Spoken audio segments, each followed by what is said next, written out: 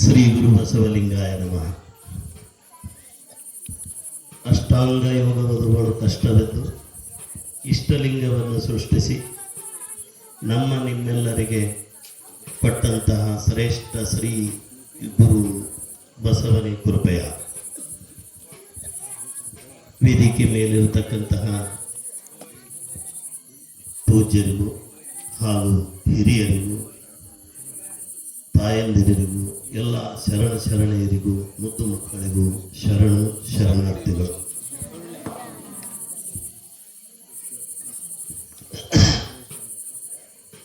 ಸತ್ಸಂಗದ ಬಗ್ಗೆ ಅಕ್ಕ ಮಾದೇವಿ ಹೇಳುತ್ತಾರೆ, ಅರಿಯದವರೊಡನೆ ಸಂಗಮ ಮಾಡಿದಳೆ ಕಲ್ಲು ಬೈದು ಕಿಡಿಯ ತೆಗೆದುಕೊಂಬಂತೆ. ಬಲ್ಲವರೊಡನೆ ಸಂಗಮ ಮಾಡಿದರೆ ಮಸರ ಹೊಸೆದು ಬೆಣ್ಣೆ ತೆಗೆದುಕೊಂಬಂತೆ. ಚನ್ನಮಲ್ಲಿಕಾರ್ಜುನಯ್ಯ ನಿಮ್ಮ ಶರಣರ ಸಂಗಮ ಮಾಡಿದರೆ ಕರ್ಪೂರದ ಗಿರಿಯ ಉರಿಯ ತೆಗೆದುಕೊಂಬಂತೆ. ಈಗೆಲ್ಲ ಇಲ್ಲಿ ನಮ್ಮ ಶರಣರು ಬಸವಣ್ಣವ್ರದನ್ನ ಚರಿತ್ರೆನೇ ಇಲ್ಲಿ ಕೇಳ್ತಾ ಬಂದಿದ್ದೀರಿ. ಅಂದ್ರೆ ಕೇಳುವುದರ ಜೊತೆಗೆ ನಾವು ಅಳವಡಿಸ್ಕೊಳ್ಬೇಕು. ನಡೆ ನುಡಿಗಳನ್ನು ನಾವು ಆ ಥರ ನಾವು ಅಳವಡಿಸ್ಕೊಂಡ್ರೆ ನಮ್ಮ ಜೀವನ ಏನಾಗ್ತತಿ, ಸದಾಚಾರವೇ ಸ್ವರ್ಗ, ಅನಾಚಾರವೇ ನರಕ. ಮನಸ್ಸು ಮಾಡಬೇಕಾಗ್ತೈತಿ. ಸ್ವರ್ಗ ಮಾಡಬೇಕಾದರೂ ಮನಸ್ಸು ಬೇಕು, ಮತ್ತು ಅವನು ನರಕ ಸದೃಶವಾದ ಜೀವನವನ್ನು ಕೂಡ ನಡೆಸಬೇಕಾದ್ರೆ ಅವನು ಕೆಟ್ಟ ಮಾರ್ಗದಲ್ಲಿ ಮನಸ್ಸು ಮಾಡಿದಾಗ ಹಂಗಾಗ್ತೈತಿ. ಅದಕ್ಕೆ ಆದಯ್ಯನವರು ಒಂದು ವಚನ ಹೇಳ್ತಾರೆ ಮನುಷ್ಯನ ಬಗ್ಗೆ. ಏನು ಹೇಳ್ತಾರಂದ್ರೆ, ಸಕಲೇಂದ್ರಿಯಗಳಲ್ಲಿ ವಿಹರಿಸುವ ಮನವ ಸೆಳೆದು ನಿಂದಾತನೇ ಸುಖಿ, ಪಂಚೇಂದ್ರಿಯಗಳಿಚ್ಛೆಯಲ್ಲಿ ಕೀಳು ಮನಂಗೊಂಡು ಸುಳಿವಾತನೇ ದುಃಖಿ. ಮನವು ಬಹಿರ್ಮುಖಿಯಾದರೆ ಮಾಯಾ ಪ್ರಪಂಚಿ, ಮನವು ಅಂತರ್ಮುಖಿಯಾದರೆ ಅವಿರಳ ಜ್ಞಾನಿ. ಮನವು ಮಹದಲ್ಲಿ ನಿಂದಿರಲಾತನು ಮುಕ್ತನು, ಮನೋರ್ಲಯವಾದಡೆ ಸೌರಾಷ್ಟ್ರ ಸೋಮೇಶ್ವರ ಲಿಂಗದಲ್ಲಿ ಅವೇದ್ಯನು. ಅಂದರೆ ಈ ಮನುಷ್ಯ ಏನು ಮನಸ್ಸು ಮಾಡ್ತಾನ, ಮನುಷ್ಯ ಮನಸ್ಸು ಮಾಡಿದರೆ ಮಹಾದೇವನೇ ಆಗಬಲ್ಲ ಅನ್ನುವುದಕ್ಕೆ ಉದಾಹರಣೆಗಳು ಸಾಕಷ್ಟು ಸಂತರನ್ನು ನಾವು ನೋಡ್ತೀವಿ. ಸಿದ್ದೇಶ್ವರ ಶ್ರೀಗಳನ್ನು ನೋಡ್ತೀವಿ, ಬುದ್ಧ, ಬಸವ, ಅಲ್ಲಮ, ಕಮದೇವಿಯವರನ್ನು ನೋಡ್ತೀವಲ್ಲ. ಅಂದರೆ ಮನುಷ್ಯರೇ ಅಲ್ಲ, ಅದು ಮನಸ್ಸನ್ನು ಹಂಗೆ ನಾವು ಏನು ಮನಸ್ಸು ಮಾಡ್ತೀವಿ ಹಂಗೆ ಆಗ್ತಾರೆ. ಈ ಮಕ್ಕಳು ಮನಸ್ಸು ಮಾಡಿದ್ರು ಅಂದ್ರೆ ನಾಳೆಲ್ಲ ಆಗೋರು ಇವರೇ ಅಲ್ಲ. ಭಾರತದ ಪ್ರಧಾನಿ ಆಗೋವ್ರೆ, ಮುಖ್ಯಮಂತ್ರಿ ಆಗೋವ್ರೆ ಇವರೇ, ಪೊಲೀಸರಾಗವ್ರೆ ಇವರೇ, ಆಫೀಸರ್ ಆಗೋರು ಇವರೇ, DC ಆಗೋರು ಇವರೇ, SP ಆಗೋರು. ಅಂದರೆ ಮನಸ್ಸು ಹೆಂಗೆ ಮಾಡಬೇಕಪ್ಪ ಅಂದ್ರೆ, ಮಾಡಿ ಮಾಡಿ ಕೆಟ್ಟರು ಮನವಿಲ್ಲದೆ, ನೀಡಿ ಕೆಟ್ಟರು ನಿಜವಿಲ್ಲದೆ, ಮಾಡುವ ನೀಡುವ ನಿಜ ಗುಣವುಳ್ಳರೆ ಕೂಡಿಕೊಂಬ ನಮ್ಮ ಸಂಗಮ ದೇವ. ಯಾವುದೇ ಕೆಲಸವನ್ನು ನಾವು ಮಾಡ್ತೀವಲ್ಲ ಅದನ್ನು ಭಕ್ತಿಯಿಂದ, ಶ್ರದ್ಧೆಯಿಂದ, ಮೈ, ಕೈ, ಮನ, ಮತಿ ಒಂದಾಗಿ ನಾವು ಕೆಲಸ ಮಾಡೋದರಿಂದ ನಾವು ಅದನ್ನು ಹಂಗಾಗಲಿಕ್ಕೆ ಸಾಧ್ಯ. ಅಲ್ಲಿ ಭಗವಂತನ ಸಾಕ್ಷಾತ್ಕಾರ ಇರ್ತೈತಿ, ಅದು ಯಶಸ್ಸನ್ನು ಕಾಣ್ತೈತಿ. ಯಶಸ್ಸು ಯಾರ ಸತ್ತು ಅಲ್ಲ, ನಮ್ಮ ಭಾಗ್ಯ ನಮ್ಮ ಕೈಯಲ್ಲೇ ಇದೆ. ನಮ್ಮ ಆರೋಗ್ಯ, ನಮ್ಮ ಶೀಲ, ನಮ್ಮ ಚಾರಿತ್ರ್ಯ ನಾವೇ ಕಾಪಾಡಿಕೊಳ್ಬೇಕು. ಅದಕ್ಕಾಗಿ ನಾವು ಹೆಂಗೆ ಏನು ಮನಸ್ಸು ಮಾಡ್ತೀವಿ, ವಿವೇಕಾನಂದರು ಕೂಡ ಹಾಗೆ ಹೇಳ್ತಾರೆ. ಒಂದು ಮಕ್ಕಳು ಕೇಳು ಏನು ಹೇಳ್ತಾರಂದ್ರೆ, ಅವರು ಇದೇ ವಚನದ ಭಾವ ಅವ್ರು ಇಂಗ್ಲೀಷ್ನಾಗ ಹೇಳ್ತಾರೆ. Take off one idea, make that one idea your life, think of it, dream of it, let the brain, muscles, nerves, every part of your body be full of that idea. Just leave other idea alone. This is a way to success. ಸಕ್ಸಸ್ಗೆ ನಮ್ಮ ಏನು ಪ್ರಯತ್ನ ಅಂದ್ರೆ ನಾವು ಏನು ಮನಸ್ಸು ಮಾಡ್ತೀವಿ ಅಂದರೆ ಈ ಮಕ್ಕಳು ಮನಸ್ಸು ಮಾಡಿದರೆ 625ಕ್ಕೆ 625 ಮಾರ್ಕಸ್ ತಗೋತಾರಂದ್ರೆ ಅವ್ರು ಹೆಂಗೆ ಓದಿರಬೇಡ, ಮೈ ಕೈ ಮನ ಮತಿ ಒಂದಾಗಿ ಕೆಲಸ ಮಾಡಬೇಕು. ಇದೇ ಮನಸ್ಸು ಏಕಾಗ್ರತೆಯಿಂದ ನಾವು ಏನೆಲ್ಲ ಮಾಡಿದರೆ ಏನೆಲ್ಲ ಸಾಧಿಸಲಿಕ್ಕೆ ಸಾಧ್ಯತೆ ಐತಿ ಅಂತ ವಿವೇಕಾನಂದರು ಹೇಳ್ತಾರ, ಬಸವಾದಿ ಶರಣರು ಹೇಳ್ತಾರ. ಅದರ ಜೊತೆಗೆ ಇಲ್ಲಿ ಹಳ್ಳಿಗಳು ಏನಾಗಬೇಕಂದ್ರೆ ವ್ಯಸನ ಮುಕ್ತ ಗ್ರಾಮಗಳಾಗಬೇಕು. ಇಲ್ಲಿ ದಾರು, ಗುಟ್ಕಾ, ತಂಬಾಕು ಎಷ್ಟು ಮಂದಿ ಬಹಳಷ್ಟು ಜನ ನೋಡ್ತಾ ಇದ್ದೀವಿ ನಾವು. 30-40 ವರ್ಷದಾಗ ಸತ್ತು ಹೋಗ್ತಾ ಇದ್ದಾರೆ ಕುಡಿದು ಗುಟ್ಕಾ ತಿಂದು. ಅದು ವ್ಯಸನ ಮುಕ್ತ ಗ್ರಾಮ ಆಗಬೇಕು. ನೀವು ಇಷ್ಟೆಲ್ಲ ಮಾತೇರಿದ್ರಿ, ನೀವು ಮನಸ್ಸು ಮಾಡಿದ್ರೆಲ್ಲ ಆಗ್ತೈತಿ. ಅವಕ್ಕೆ ಅವಕಾಶ ಕೊಡಬಾರದು. ಸತ್ಯ ಶುದ್ಧ ಕಾಯಕವನ್ನು ಮಾಡ್ತಾ ವ್ಯಸನ ರಹಿತರಾಗಬೇಕು ಅನ್ನೋದಕ್ಕೆ ಅಲ್ಲಮ ಪ್ರಭುದೇವರು ಒಂದು ವಚನ ಹೇಳ್ತಾರೆ. ನನಗೆ ಕೊಟ್ಟದ್ದು 30 ನಿಮಿಷ, ಆ ವಚನ ಹೇಳ್ಬೇಕಾದ್ರೆ 4 ತಾಸು ಬೇಕು. ಇರಲಿ, ಅದೊಂದು 10 ನಿಮಿಷದಾಗ ಮುಗಿಸ್ತೀನಿ. ಅವ್ರು ಏನು ಹೇಳ್ತಾರ ಅಂದ್ರೆ, ಶರೀರ ವಿಜ್ಞಾನ, ಯೋಗ ವಿಜ್ಞಾನ ಮತ್ತು ಕೃಷಿ ವಿಜ್ಞಾನ. ಇದು ಯಾಕೆ ಹೇಳ್ತೀನಿ ಅಂದ್ರೆ, ಹಳ್ಳಿಗಳಲ್ಲಿ ಕೃಷಿಕರು ಇದ್ದೀರಿ, ಎಲ್ಲರೂ ಕೃಷಿಕರು, ನಾನು ಕೂಡ ಕೃಷಿಕ.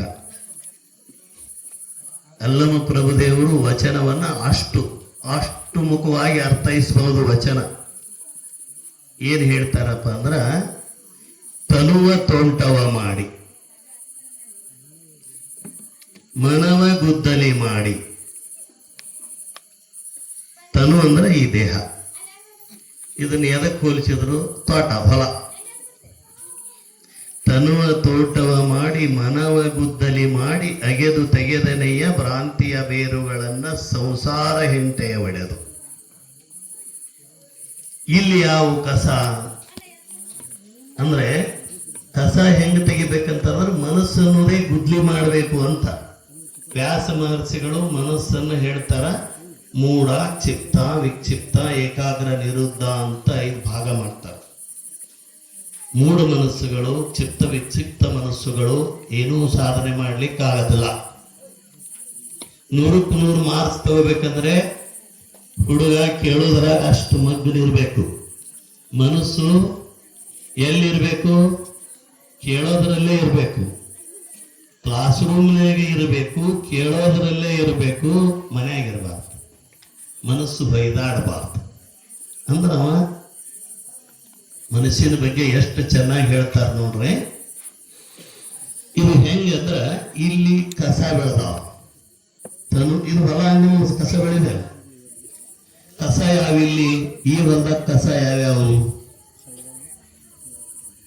ಈ ದೇಹದೊಳಗೆ ಏನೇನು ಕಸಗಳು ಅದಾವ ಅವನ್ನೆಲ್ಲ ತೆಗಿಬೇಕಂತ. ಕರಿಕೆ, ಕಣಿಯ, ಜಾಲಿ, ಜಿಬಿಟಿ ಇವೆಲ್ಲ ಇರ್ತಾವಲ್ಲ. ಗುದ್ಲಿಲೆ ಹೆಂಗ? ಸಂಸಾರ ಹೆಂಟೆಯ ಒಡೆದು. ಒಂದು ಹೆಂಟೆ ಒಳಗೆ ಒಂದಿಷ್ಟು ಕರಿಕ್ ಹೋದ್ರೆ ಮತ್ತೆ ಸಿಗಿತೈತಿ. ಈ ಹೊಲದಾಗ ಕಸಗಳು ಯಾವಂದ್ರೆ ದೌರ್ಬಲ್ಯಗಳು, ದುರ್ಗುಣಗಳು, ದುಶ್ಚಟಗಳು, ದುರಭ್ಯಾಸಗಳು. ಇಷ್ಟು ಕಸ ಬೆಳೆದ್ರೆ ಬೆಳೆ ಹೆಂಗೆ ಬೆಳಿತೈತಿ? ಅದಕ್ಕೆ ಅದು ಹೆಂಗೆ ಬಿಡ್ಬೇಕಪ್ಪ? ಕುಡಿಯೋದ ಕಲೀಲಿ, ಗುಟ್ಕಾ ತಿನ್ನೋದ ಕಲೀಲಿ, ಸಿಗರೇಟ್ ಸೇದೋದ ಕಲೀಲಿ. ಇವು ಬಿಡ್ಬೇಕಂದ್ರೆ ಹೆಂಗೆ? ಮನುಷ್ಯಲಿಂದ ಬಿಡ್ಬೇಕು. ಹೆಂಗೆ ಬಿಡಬೇಕು? ಹೆಂಡತಿ ಒಡೆದ ಹೆಂಗೆ ಅಲ್ಲಿ ಅವರು ಗುದ್ಲಿನ ಮನುಷ್ಯಗೆ ಹೋಗ್ತಾರ, ಮನುಷ್ಯಲಿಂದೇ ಬಿಡ್ಬೇಕು. ಅದಕ್ಕೆ ಮನುಷ್ಯಗೆ ಎಲ್ಲವೂ ಸಾಧ್ಯತೆ ಇದೆ. ಮನುಷ್ಯ ಮನಸ್ಸು ಮಾಡಿದ್ರೆ ಏನೆಲ್ಲ ಆಗಲಿಕ್ಕೆ ಸಾಧ್ಯತೆ ಇದೆ ಅನ್ನೋದು. ಅದಕ್ಕೆ ಅವನ್ನೇನು ಮಾಡಬೇಕು ಅಂತ ಹೇಳಿದ್ರು, ತೆಗಿಬೇಕದು. ಸ್ವಚ್ಛ ತೆಗೆದ ಮನುಷ್ಯನಿಂದ ಮನಪೂರ್ವಕವಾಗಿ. ಇಲ್ಲಿ ಯಾರಾದರೂ ಸಹೋದರರು ವ್ಯಸನಿಕರು ಇದ್ದರೆ ಅವರು ನಮಗೆ ಕೊಡಬೇಕು. ಬಿಡಬೇಕಂತ ಅರ್ಥ. ಕೊಡ್ಬೇಕಂದ್ರೇನು ಬಿಡಬೇಕು. ಗುಟ್ಕಾ ತಿನ್ನೋದೇ ಆಗಲಿ, ದಾರು ಕುಡಿಯೋದೇ ಆಗಲಿ, ಸಿಗರೇಟ್ ಸೇದೋದೇ ಆಗಲಿ, ತಂಬಾಕು ತಿನ್ನೋದೇ ಆಗಲಿ, ಇವು ಭಾಳ ಕೆಟ್ಟವುಗಳು. ಕ್ಯಾನ್ಸರ್ ಆಗಿ ನನ್ನ ಶಾಲೆಯೊಳಗೆ ಒಂದು 40 ಮಕ್ಕಳಿಗೆ, ತಂದೆ ತಾಯಿಗಳಿರ್ಲಾರ್ದ ಮಕ್ಕಳಿಗೆ ನಾನು ಓದಿಸ್ತಾ ಇದ್ದೀನಿ ಫ್ರೀ. ಎಷ್ಟು ಸಣ್ಣ ಸಣ್ಣ ವಯಸ್ಸಿನಾಗಿದೆ, ಎಷ್ಟು ಬೀದಿ ಪಾಲ್ ಮಾಡಿ ಹೋಗ್ಬಿಡ್ತಾರೆ. ಅದಕ್ಕೆ ನೀವೆಲ್ಲರೂ ಕೂಡಿ ನಿಮ್ಮ ಹತ್ರ ಒಂದು ವಿನಂತಿ ಏನಂತಂದ್ರೆ, ಸತ್ಯಶುದ್ಧ ಕಾಯಕ ಮಾಡ್ಲಿಕ್ಕೆ ಬೇಕಾದಷ್ಟಿದೆ. ಒಂದೊಂದು ಎಕರೆ ಹೊಲದಲ್ಲಿ, 2 ಎಕರೆ ಹೊಲದಲ್ಲಿ ಲಕ್ಷಾಂತರ ಕೋಟ್ಯಾಂತರ ಇಳುವರಿಯನ್ನು ತೆಗೆದುಕೊಂಡಂತಹ ಒಬ್ಬರು ಪ್ರಗತಿಪರ ರೈತರನ್ನ ಸಾಕಷ್ಟು ನೀವು ಓದ್ತೀರಿ. ಇವಾಗ ಅಂದ್ರೆ ಅದು ನಮ್ಮ ದೈವ ಛಲ ಇಲ್ಲ ಅಂತ ಅನ್ನೋದಲ್ಲ. ಹದ ಬೆದೆಯಲಾರಂಭ ಕದನದಲ್ಲಿ ಕೂರಂಬ, ಹಾಯುವಲಿ ಹರಿಗೋಲ ಮರಿತು ವಿಧಿ ಬೈದರೇನು ಫಲ. ಹದ ಹೊಲ ಬೆಳಿಬೇಕಂದ್ರೆ ಹದ ಬೇಕು, ಬೆದಿಬೇಕು, ತಿಥಿ ಬೇಕು, ಮಿತಿ ಬೇಕು, ಅದಕ್ಕೆ ಚಂದಾಗಿ ರಾಬ್ ಮಾಡಬೇಕು, ಟೈಮ್ ಸರಿಗೆಲ್ಲ ಮಾಡಿದ್ರೆ ತಾನೇ ಬೆಳೀತೈತಿ. ಹೊಲದ ಕಡೆ ಹೋಗಾಕ್ತಾ ಇರಲಿಲ್ಲ, ಹೊಲದಾಗ ಒಂದು ಆಳುಗಳು ಸಿಗಾಕ್ತಾ ಇರಲಿಲ್ಲ. ನಮ್ಮ ಕೆಲಸ ನಾವು ಮಾಡ್ಕೋಬೇಕು ಚೆನ್ನಾಗಿ. ಹಿಂಗಾದ್ರೆ ಹೆಂಗಂತ, ನಾವು ನಮ್ಮದು ಕೃಷಿ ಪ್ರಧಾನವಾದಂತಹ ದೇಶ, ಎಲ್ಲರೂ ದುಡಿಬೇಕು. ಯಾಕಂದ್ರೆ ದುಡಿಯೋದ್ರಿಂದ ಏನಾಗ್ತೈತಿ ಅಂದ್ರೆ 90-95 ವರ್ಷದಾಗೂ ಆರಾಮಾಗಿರ್ತಾರ. ಮುದುಕರು ಕೂಡ ದುಡಿಬೇಕು, ಸಣ್ಣವರು ದುಡಿಬೇಕು, ದೊಡ್ಡವರು ದುಡಿಬೇಕು. ಎದ್ದಿಂದ ಮಲಗತನೂ ಕೆಲಸ ಮಾಡ್ತಾ ಇರಬೇಕು. ಅವ್ರು ಆರೋಗ್ಯವಂತರಾಗಿರ್ತಾರೆ. ಅದಕ್ಕೆ ಉದಾಹರಣೆ ನಮ್ಮ ತಾಯಿನೇ ಇದಾರ, 90 ವರ್ಷ, ಎದ್ದಿಂದ ಒಟ್ಟ ಕೊಡೋದಿಲ್ಲ. ನಮ್ಮ ತಾಯಿ ಅಂತಲ್ಲ, ಬಹಳಷ್ಟು ಜನ ತಾಯಂದಿರು ಹಾಗೆಲ್ಲ ಇದ್ದಾರೆ. ತಾಯಂದಿರು ಇದ್ದಾರೆ, ಸಾಕಷ್ಟು ಜನ ಶರಣರು ಸಾಕಷ್ಟು ಜನ ಇದ್ದಾರೆ. ಅದಕ್ಕೆ ನಮ್ಮ ಬದುಕು ಸತ್ಯಶುದ್ಧ ಕಾಯಕ ಇರಬೇಕು, ಚೆನ್ನಾಗಿ ಕೆಲಸ ಮಾಡಬೇಕು. ಅದೇ ಸ್ವರ್ಗ. ನಾವು ಸ್ವರ್ಗ ಸಮಾನ ಜೀವನವನ್ನ ಕಟ್ಕೋಬೇಕಾದ್ರೆ ದುಡಿಬೇಕು. ಅಂದ್ರೆ ನಿಯತಂ ಕುರುಕರ್ಮತ್ವಂ ಶರೀರ ಯಾತ್ರಾಪಿ ಚ ತೇ ನ ಪ್ರಸಿದ್ಧದ ಅಕರ್ಮಣ. ನಾವು ಕೆಲಸ ಮಾಡ್ಲಾರ್ದೆ ಸುಮ್ಮನೆ ಕುಂತೇವಂದ್ರೆ ನಮ್ಮ ಕೈಕಾಲುಗಳು ಹೋಗ್ತಾವ, ರೋಗಗಳು ಬರ್ತಾವ. ಉಂಡು ದೂರ ಆಗ್ತಾಗಬೇಕಾದ್ರೆ ನಾವು ಕೆಲಸ ಮಾಡಿದ್ರೆ ಅಂಗ ಪ್ರತ್ಯಂಗಗಳಿಗೆ ವ್ಯಾಯಾಮ ಆಗ್ತೈತಿ. ಅದನ್ನು ಕರ್ಮಯೋಗ ಅಂದ್ರು. ಯೋಗಿಗಳು, ರೈತರೆಲ್ಲರೂ ಯೋಗಿಗಳು. ಕೆಲಸ ಮಾಡಿದ್ರೆ ಅವ್ರಿಗೆ ಎಂದೂ ರೋಗಗಳ ಬರ್ಲಾಕ ಸಾಧ್ಯನೇ ಇಲ್ಲ. ನಾವು ವರ್ಷದಾಗ ಒಂದು 10 ರೂಪಾಯಿನೂ ದವಾಖಾನೆಗೆ ಖರ್ಚು ಮಾಡೋದಿಲ್ಲ, ಇನ್ಕ್ಲೂಡಿಂಗ್ ನಮ್ಮ ತಾಯಿಯವರು 90 ವರ್ಷ ಅವ್ರಿಗೆ.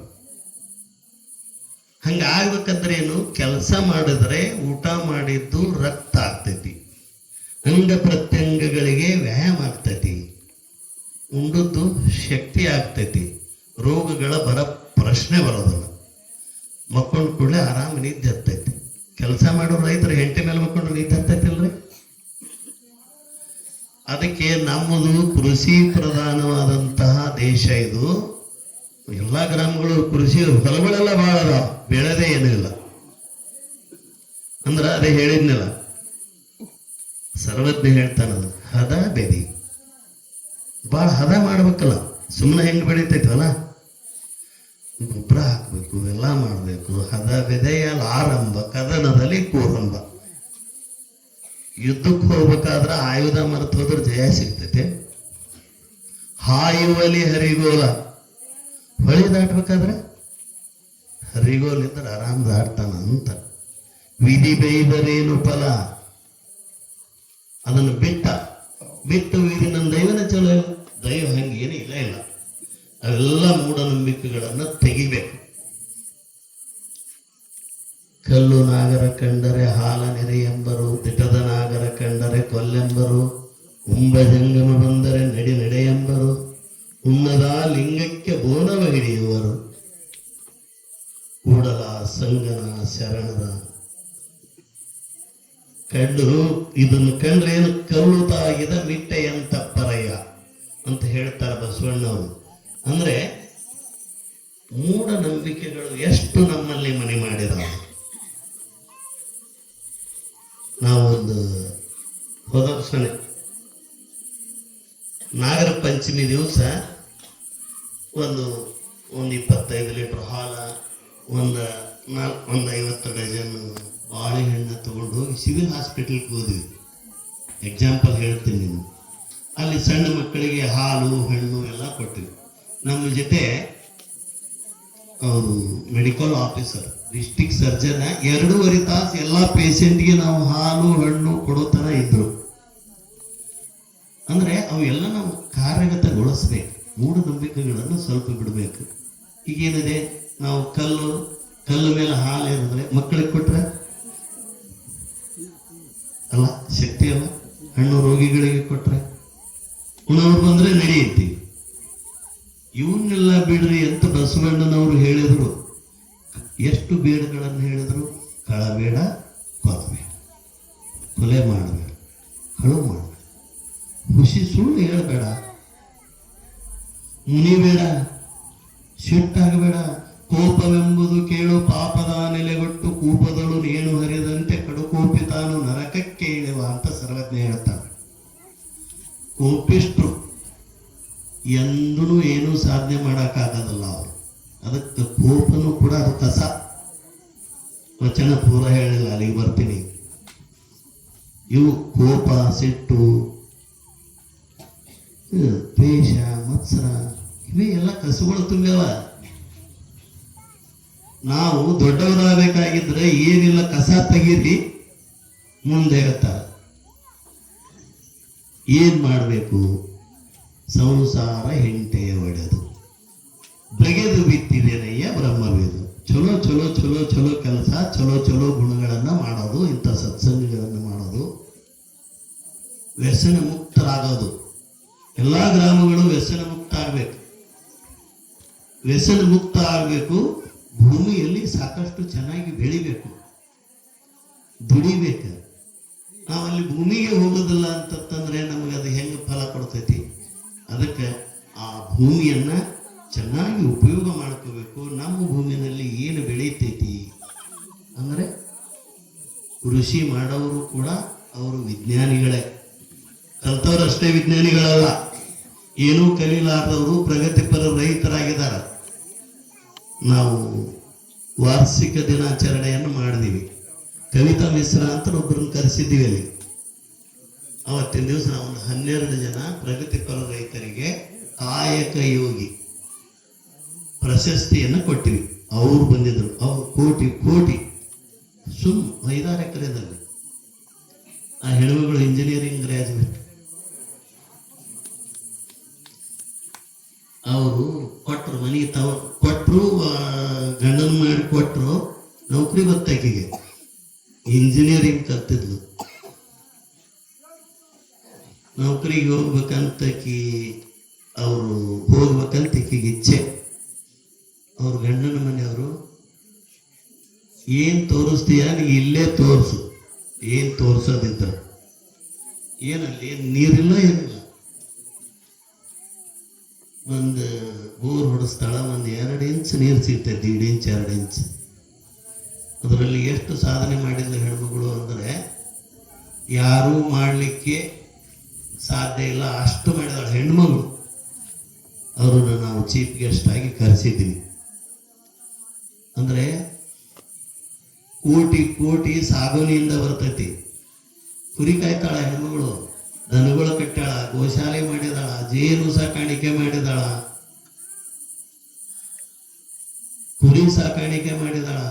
ಮತ್ತು ಆಮೇಲೆ ಎಲ್ಲಾ ತರದ ಹಣ್ಣಿನ ಗಿಡಗಳು, ಯಾವುದೇ ಸೀಸನ್ದಾಗ ಎಲ್ಲಾ ತರದ ಹಣ್ಣಿನ ಗಿಡಗಳು. ತಿಂಗಳ ಇನ್ಕಮ್,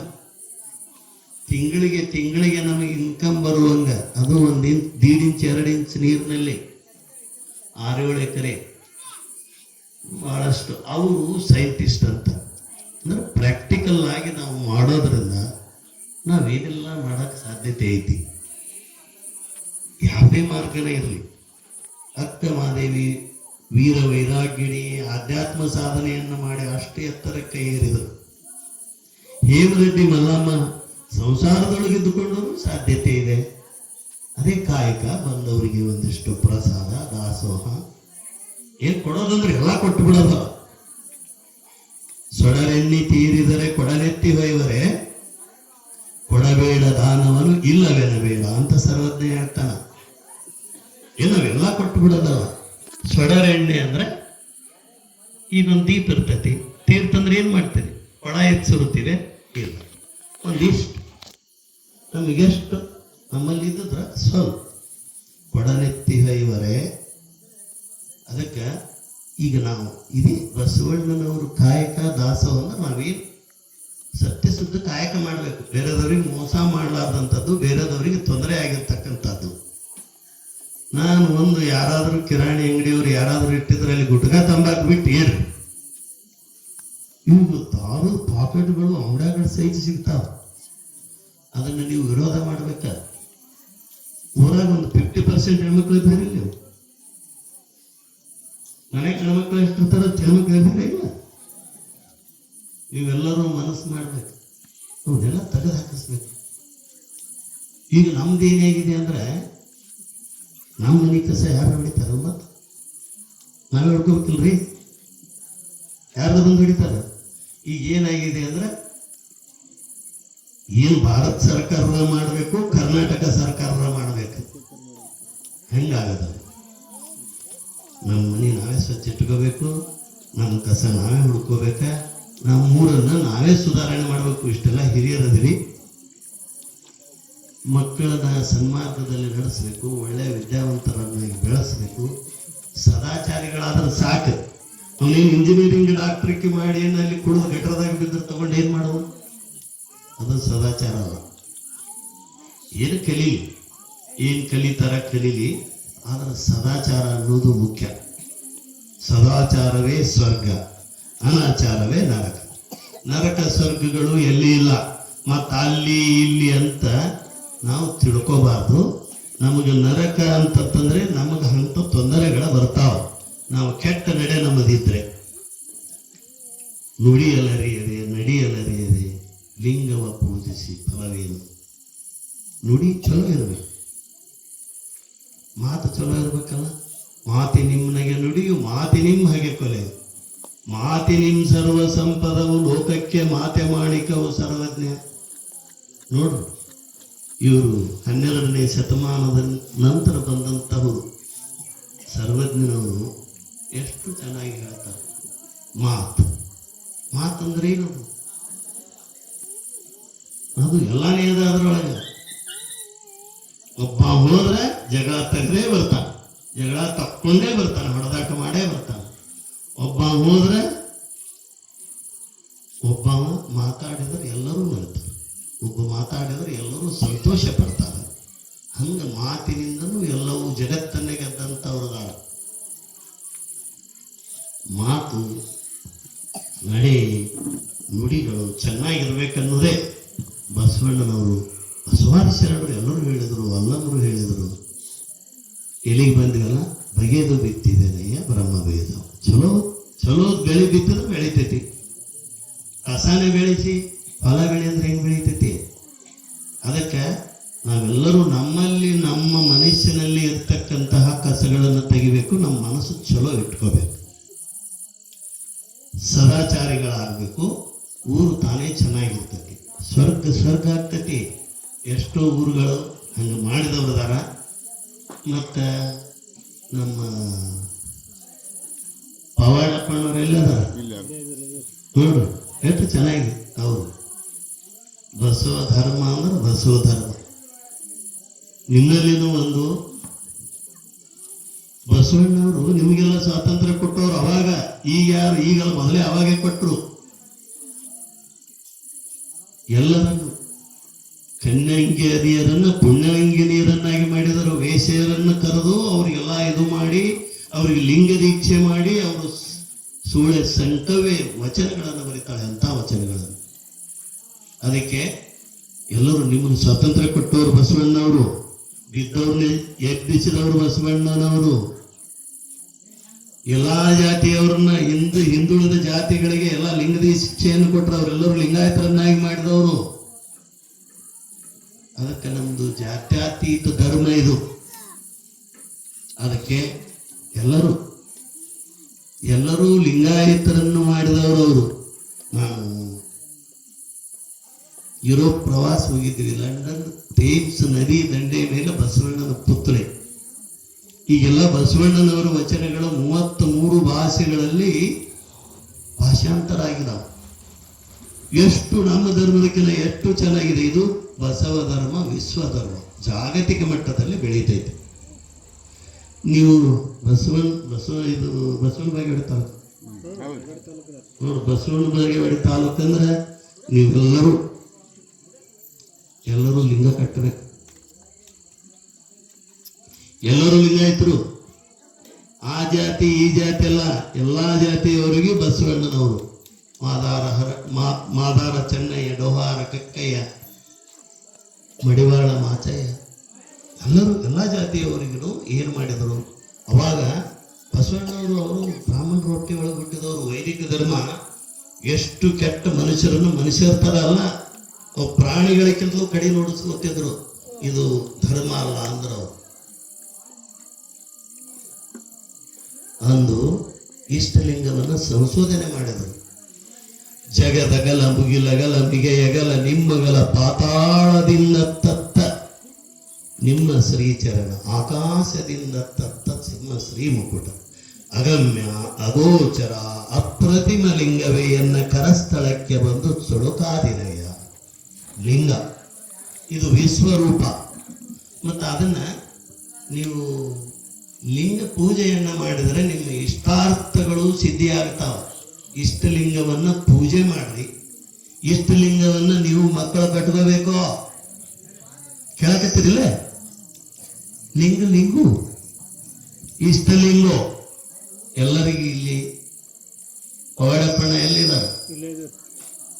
ಇದು ಮಾಡ ಸರಿ, ತಯಾರು ಮಾಡ್ಬೇಕು. ಅದೇನು ತಪ್ಪ?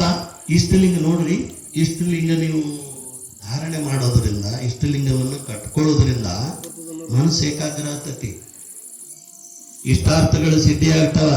ಮಕ್ಕಳಿಗೆ ಮನಸ್ಸು ಏಕಾಗ್ರ ಆಗ್ತತಿ, ಕಾನ್ಸಂಟ್ರೇಷನ್ ಹೆಚ್ಚಾಗ್ತತಿ, ಅಂಡರ್ಸ್ಟ್ಯಾಂಡಿಂಗ್ ಕೆಪಾಸಿಟಿ ಇನ್ಕ್ರೀಸ್ ಆಗ್ತತಿ. ವಿದ್ಯಾರ್ಥಿಗಳು ಎಷ್ಟು ಮಂದಿ ಇದ್ರಿ? ಕೈ ಎತ್ರಿ. Very good. ಮಕ್ಕಳು ಜನ ಇದ್ರಿ.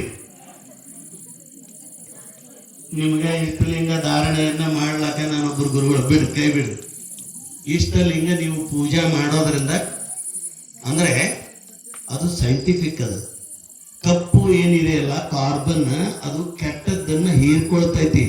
ಮತ್ತು ನಮ್ಮಲ್ಲಿ ಇರ್ತಕ್ಕಂಥ ವ್ಯಾಧಿಗಳು ಹೋಗ್ತಾವ. ಅವ್ರು ಬಸವಣ್ಣವರು ಸುಮ್ಮನೆ ಮಾಡಲಿಲ್ಲ ಅದನ್ನ. ಇಷ್ಟಲಿಂಗವನ್ನ ಸಂಶೋಧನೆ ಸುಮ್ಮನೆ ಮಾಡಲಿಲ್ಲ. ವಿಶ್ವರೂಪವಾಗಿರತಕ್ಕಂಥ ಅದು ಹೇಗಿದೆ, ನಮ್ಮ ಆಕಾಶ ಹೇಗಿದೆ, ಜಗತ್ತು ಹೇಗಿದೆ, ಹಾಗೇನೆ ಸೃಷ್ಟಿ ಮಾಡಿದಾರ. ಆ ಕಪ್ಪು, ಕಣ್ಣಿನಲ್ಲಿರತಕ್ಕಂಥ ಕಪ್ಪು ನೋಡೋದರಿಂದ ಏನಾಗ್ತೈತಿ? ಮನಸ್ಸು ಏಕಾಗ್ರ ಆಗ್ತೈತಿ. ನಮ್ಮ ಯೋಗದಲ್ಲಿ ಬರ್ತೈತಿ ಅದು.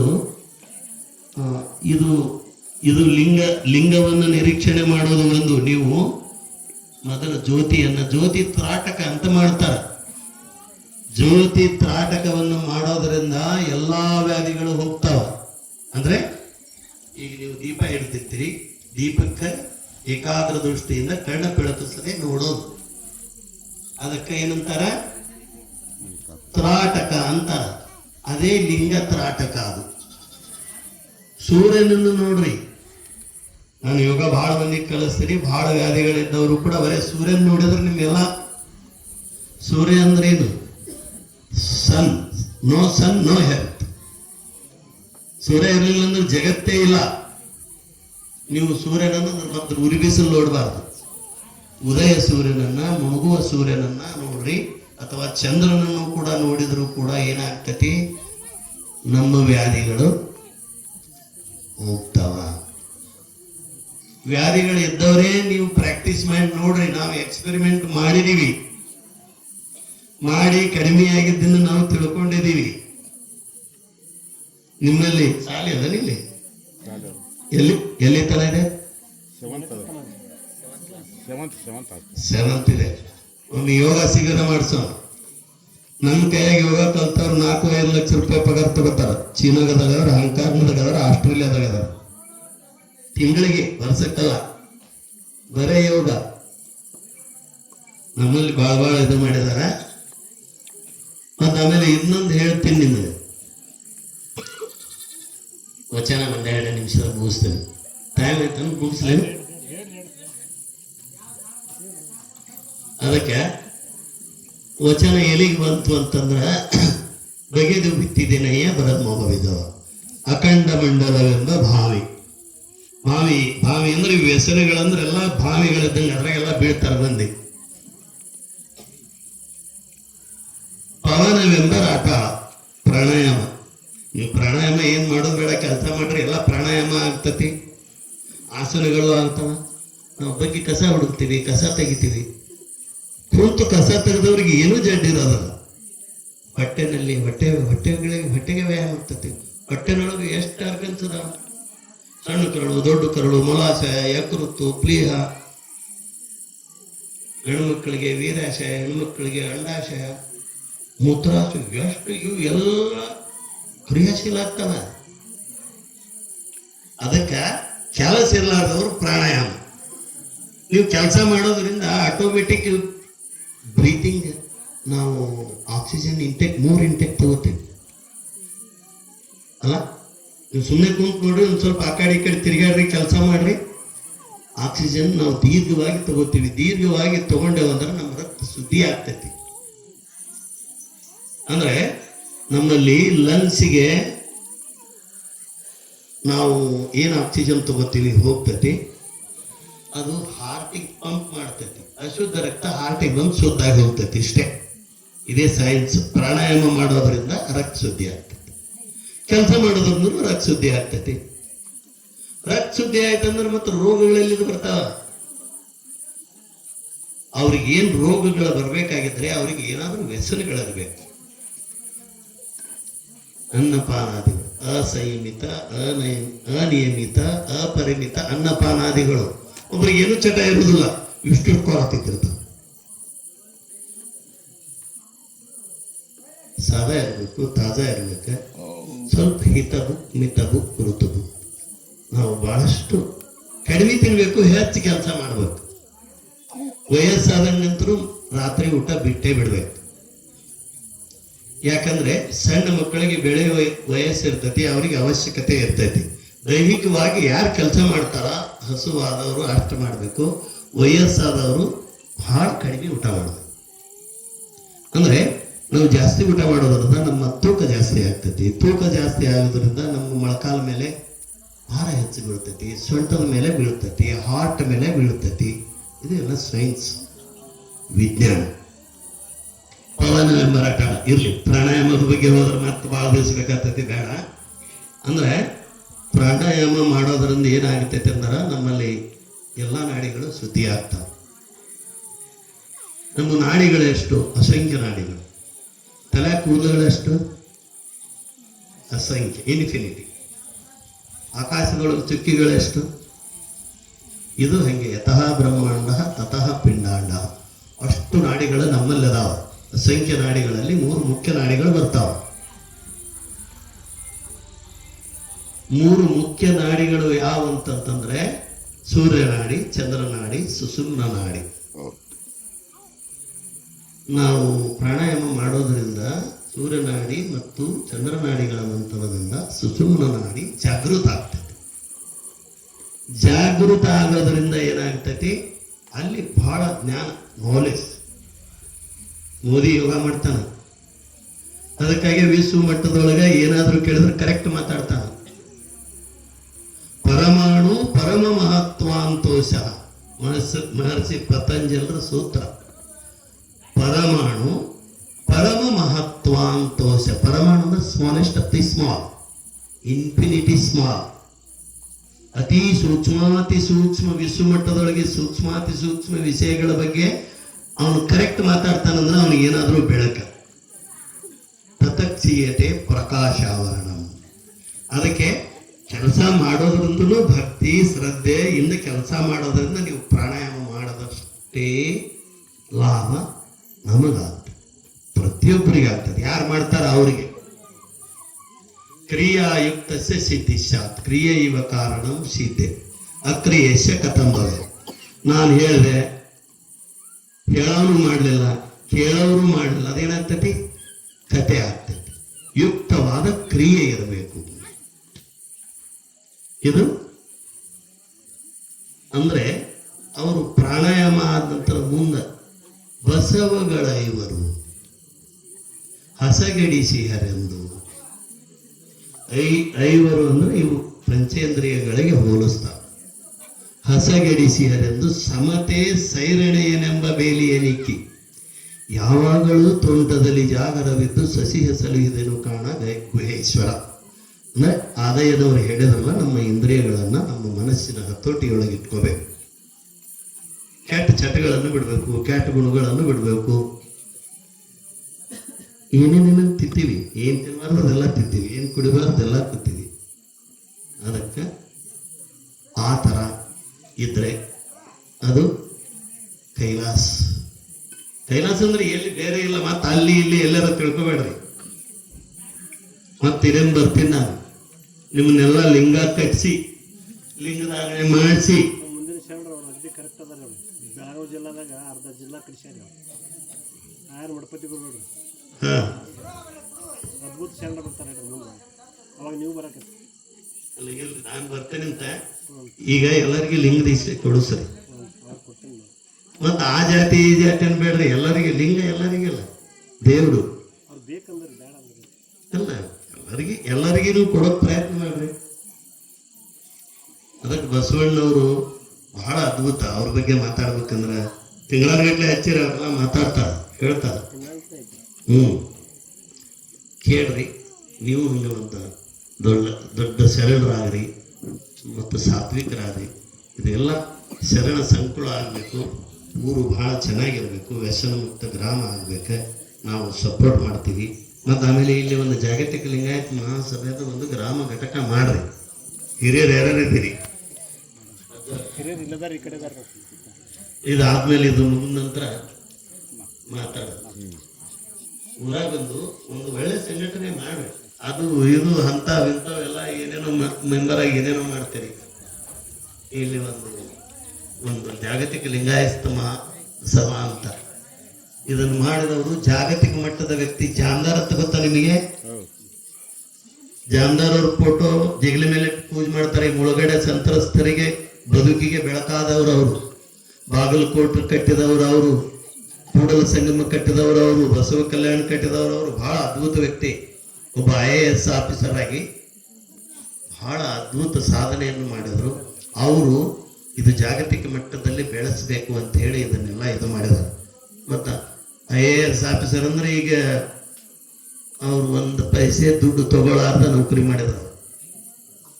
ಈಗ ಏನು ನೌಕರಿ ಬಂದ್ರೆ ಬರೀ ಏನೇನೋ ಅದೆಲ್ಲ ಮಾತಾಡಿ ಪ್ರಯೋಜನ ಇಲ್ಲ. ಅಂತ ಒಬ್ಬರು ವ್ಯಕ್ತಿ ಜಾಗತಿಕ ಮಟ್ಟದಲ್ಲಿ ಇದು ಬೆಳೆತೈತಿ. ಮತ್ತು ಆಮೇಲೆ ಇಲ್ಲಿ ಒಂದು ಸಂಘಟನೆ ಮಾಡ್ಕೊರಿ. ನಿಮ್ಮ ಗ್ರಾಮವನ್ನು ವ್ಯಸನ ಮುಕ್ತವನ್ನಾಗಿ ಮಾಡೋಣ. ನೀವೆಲ್ಲರೂ ಲಿಂಗಾಯತರು, ನಾವೆಲ್ಲರೂ ಬಸವಣ್ಣನ ಅನುಯಾಯಿಗಳಾಗೋಣ. ಲಿಂಗ ದೀಕ್ಷಾ ಕಾರ್ಯಕ್ರಮಕ್ಕೆ ನನ್ನ ಕರೆಸ್ರಿ, ನಾನು ಬರ್ತೇನೆ. ಲಿಂಗ ಪೂಜೆ ಮಾಡೋದ್ರಿಂದನೇ ನಿಮ್ಮ ಎಲ್ಲ ವ್ಯಾಧಿಗಳು ಹೋಗ್ತಾವ, ವ್ಯಸನಗಳು ಹೋಗ್ತಾವ, ಎಲ್ಲ ಹೋಗ್ತಾವ. ಬಿಡ್ಬೇಕು, ಮನಸ್ಸು ಮಾಡ್ಬೇಕಷ್ಟೇ. ಅದಕ್ಕೆ ಹಂಗಾಗಲಿ. ಬಸವ ತಂದೆ ಕರುಣೆ ತಮ್ಮೆಲ್ಲರ ಮೇಲೆ ಇರಲಿ. ತಾವೆಲ್ಲರೂ ಸದಾಚಾರಿಗಳಾಗಿ ಗ್ರಾಮವನ್ನು ಆದರ್ಶ ಗ್ರಾಮ ಅಂತ ಮಾಡ್ರಿ. ಯಾರು ಬೇಕಾದವ್ರು ಬರ್ತಾರೆ. ಜಾಮದಾರ್ ಸಾಹೇಬ್ರೆ ಇಲ್ಲಿ ಬರ್ತಾರೆ. ನೀವು ಗ್ರಾಮ ಘಟಕ ಮಾಡ್ರಿ. ನಿಮ್ಮಲ್ಲಿ ವ್ಯಸನ ಮುಕ್ತ ಮಾಡಲಿಕ್ಕೆ ನಾವು ಸಪೋರ್ಟ್ ಮಾಡ್ತೀವಿ. ಯಾರ್ಯಾರ ಅಂತ ವ್ಯಸನಗಳನ್ನು ಇದು ಮಾಡಲಿಕ್ಕೆ ಉದ್ಯೋಗ, ನಮ್ಮ ಉದ್ಯೋಗ ಹೋಗ್ತಕ್ಕಂದ್ರೆ ನಾವು ಅವ್ರಿಗೆ ಉದ್ಯೋಗ ಕೊಡ್ತೀವಿ, ಬೇರೆ ಉದ್ಯೋಗ ಮಾಡ್ತೀವಿ ಅಂತ. ಇನ್ನೊಂದು ಹೇಳ್ತೀನಿ ಏನಂದ್ರೆ, ಇಲ್ಲಿ ಯಾರು ಪ್ರತಿಭಾವಂತ ಮಕ್ಕಳಿದ್ದೀರಲ್ಲ, ಯಾರಾದರೂ ಇದ್ರೆ ನಮ್ಮಲ್ಲಿ ಒಂದು ಪರೀಕ್ಷೆ ನಡೆಸ್ತೀವಿ 4ನೇ ತರಗತಿಗೆ. ಪುಟ, ನಾ ಏನು ಹೇಳಿದೆ ಹೇಳು ನಿಮಗೆ? 4ನೇ ತರಗತಿ ಪಾಸ್ ಆಗಿ 5ನೇ ತರಗತಿಗೆ ಹೋಗುವ ಮಕ್ಕಳಿಗೆ SC/ST ಮಕ್ಕಳಿಗೆ ನಮ್ಮಲ್ಲಿ ಸರ್ಕಾರ ಒಂದು 20 ಜನರಿಗೆ ತಗೋತಾ ಇದ್ದೀವಿ. ಅದು ಸರ್ಕಾರ ಕೊಡ್ತೈತಿ. ಮತ್ತು ತಂದೆ ತಾಯಿಗಳಿರ್ಲಾರ್ದ ಮಕ್ಕಳಿಗೆ ನಾ ಕೊಡ್ತೀನಿ ನಮ್ಮ ಸಂಸ್ಥೆಯಿಂದ. ಆದ್ರೆ ಅವರು ಪ್ರತಿಭಾವಂತರಿರ್ಬೇಕು. ಅವ್ರಿಗೆ ತಗೊಂಡೇವಂದ್ರೆ ವರ್ಷಕ್ಕೆ 1 ಲಕ್ಷ ರೂಪಾಯಿ ಒಂದು ಮಗುವಿಗೆ ಖರ್ಚು ಮಾಡ್ತೀವಿ. 8 ವರ್ಷ ಫ್ರೀ ಕಲಿಸ್ತೀವಿ. PUC ತನ ಅಪ್ ಟು 10th 10ನೇ ತನ ಅವ್ರಿಗೆ 5, 6, 7, 8, 9, 10 6 ವರ್ಷ 1 ಲಕ್ಷ ರೂಪಾಯಿ ನಾವು ಅವ್ರಿಗೆ ಬಟ್ಟೆ ಬರೆ ಊಟ ಪುಸ್ತಕ ಎಲ್ಲ ಅವ್ರಿಗೆ ಯೋಗ ಕಲಿಸ್ತೀವಿ, ಮಲ್ಕಂಬ ಕಲಿಸ್ತೀವಿ, ಅದ್ಭುತ ಎಲ್ಲ ನಾವು ಮಾಡ್ತೀವಿ. ಅವ್ರಿಗೆ ಆದ್ರೆ ಅವ್ರು ಮೆರಿಟ್ ಇರಬೇಕು. ನಮ್ಮಲ್ಲಿ 90-95ಕ್ಕಿಂತ ಹೆಚ್ಚಿಗೆ ಮಾರ್ಕ್ಸ್ ತಗೋಬೇಕು. ಅದೇ ರೀತಿ ಅವ್ರು ಹಾಗೆ ಮಾರ್ಕ್ಸ್ ತಗೋತಾ ಹೋಗ್ಬೇಕು. ಶಾಲೆಗೆ ರೆಗ್ಯುಲರ್ ಆಗಿ ಅಲ್ಲೇ ಇರ್ಬೇಕು. ಕೆಲವೊಂದು ಮಂದಿ ಹಾಗೆ ಕರ್ಕೊಂಡು ಹೋಗ್ತಾರ, ಸರಿಯಾಗಿ ಕಳಿಸೋದಲ್ಲ. ಅಂಥವ್ರು ಕಾಲೇ ಇರ್ತಾವೆ ಪ್ರತಿಯೊಂದು ಕ್ಲಾಸ್ಗೂ 10ನೇ ತರಗತಿವರೆಗೆ. ಜಾಣ ಮಕ್ಕಳಿದ್ರೆ 95 ಅಬವ್ ಇದ್ದರೆ ನಾವು ಫ್ರೀ ಶಿಕ್ಷಣ ಕೊಡ್ತೀವಿ. SC/ST ಮಕ್ಕಳ ಜೊತೆಗೆ ತಂದೆ ತಾಯಿಗಳೆಲ್ಲಾರ್ದ ಮಕ್ಕಳು ಯಾರಾದರೂ ಅಂಗವಿಕಲರಿದ್ದರೆ ಅಂಗವಿಕಲರ ಮಕ್ಕಳಿಗೆ ಕೊಡ್ತೀವಿ. ಅದಕ್ಕೆ PUC 10th ಯಾರು ಪಾಸ್ 95% ಕಾಪಿ ಮಾಡಲ್ಲ, ನಾವು ತಗೋತೀವಿ. ನಾವೊಂದು ಟೆಸ್ಟ್ ಇಡ್ತೀವಿ. ಈಗೇನು ಓದೋದೇ ಬೇಕಾಗಿಲ್ಲ. ಹಂಗದ 20 ಮಾರ್ಕ್ಸ್ ಅಡ್ವಾನ್ಸ್ ಆಗ್ತಾನೆ, 10 ಮಾರ್ಕ್ಸ್ ತಗೊಂಡ್ರೆ ಸಾಕು. 3 ಮಾರ್ಕ್ಸ್ ಮತ್ತು ಗ್ರೇಸ್ ಮಾಡ್ಯಾರ. ಅದು ಹಂಗಲ್ಲ. ಯಾರು ಚೆನ್ನಾಗಿ ಅಭ್ಯಾಸ ಮಾಡಿ ಕಷ್ಟಪಟ್ಟು ಓದಿ ಯಾರು ಇದು ಮಾಡಿರ್ತಾರ ಅಂಥ ಮಕ್ಕಳಿಗೆ ನಾವು ಒಂದು ಎಂಟ್ರೆನ್ಸ್ ಟೆಸ್ಟ್ ಇರ್ತೀವಿ. ಅವ್ರಿಗೆ PUCಗೆ ಫ್ರೀ ತಗೋತೀವಿ. ಅಲ್ಲಿ ಒಂದು 4 ಲಕ್ಷ ರೂಪಾಯಿ ಖರ್ಚು ಮಾಡ್ತೀವಿ. 4.5 ಲಕ್ಷ ರೂಪಾಯಿ. CET, NEET, JEE ಎಲ್ಲ ಹೇಳ್ತೀವಿ. ಫ್ರೀ ಊಟ, ವಸತಿ, ಬುಕ್ಸು, ಬಟ್ಟೆ ಎಲ್ಲ ಕೊಡ್ತೀವಿ. ಯಾರಾದರೂ ನಿಮ್ಮ ಊರಾಗಿದ್ದರೆ ಬರ್ರಿ. ಯಾರು 10th ಅದಿರಿ? ಎಷ್ಟು ಮಂದಿ ಇದ್ರಿ? ಕೈ ಎತ್ತರ ನೋಡೋಣ. 10ನೇ ಕ್ಲಾಸ್. ಗುಡ್. ಮತ್ತೆ ಯಾರು? ಯಾರಾದರೂ ಇರಲಿ, ನಿಮ್ಮ ಮನೆಯೊಳಗೆ ಇರಲಿ, ನಿಮ್ಮ ರಿಲೇಷನ್ ಮನೆಯೊಳಗೆ ಇರಲಿ, 10ನೇ ಕ್ಲಾಸ್ನಾಗ ಔಟ್ ತಗೊಳ್ಳೋಂಥ ಮಕ್ಕಳಿಗೆ ನಾವು ಫ್ರೀ ಎಜುಕೇಶನ್ ನಮ್ಮ ಸಂಸ್ಥೆಯಿಂದ. ಅದಕ್ಕೆ ಇದ್ರೂ ಕೂಡ ಅದರದ್ದು ಕೂಡ ಉಪಯೋಗ ತಗೋರಿ. ಎಲ್ಲೆಲ್ಲಿ ಅವರು ಭಾಳ ದೂರದಿಂದ ಮಕ್ಕಳೆಲ್ಲ ಬರ್ತಾರೆ. ನಿಮ್ಮ ಮಕ್ಕಳಿಗೆ ಅದರ ಉಪಯೋಗ ತಗೊಂಡ್ರೆ ಇನ್ನೂ ಚಲೋ ಅಂತ ಈ ಸಂದರ್ಭದಲ್ಲಿ ಹೇಳ್ತೀನಿ. ಇಷ್ಟು ಹೇಳಿ ಎಲ್ಲರಿಗೆ ಶರಣಾರ್ಥಿಗಳು.